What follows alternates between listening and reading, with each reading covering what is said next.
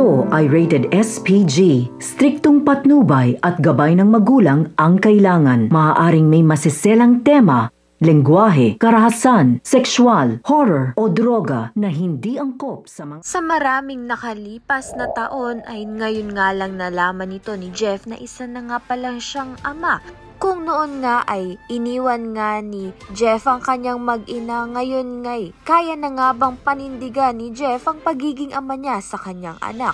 Samantalang nalaman na nga rin nila Felma ang katotohanan. Ngunit imbis na magalit itong si Felma ay tinanggap niya nga muli itong si Jeff.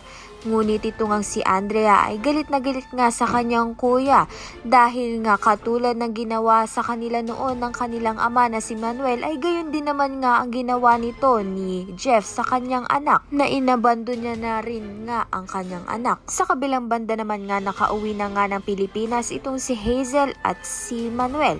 Ngunit itong si Manuel ay hindi na nga mapakali, gustong-gusto niya na nga kitain ang kanyang mga anak at si Felma. Subalit hindi naman nga pinahihintulutan ni Hazel. Ngunit gagawa pa rin nga ng paraan itong si Manuel upang makita ang mag-iina niya. Akala nga ni Manuel na kapag nga nakita nga siya ng kanyang mga anak ay patatawarin nga lang siya basta-basta.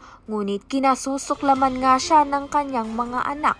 Kaya naman nga't yan at iba pa ang dapat nating pakaabangan. Maraming salamat sa iyong panunood.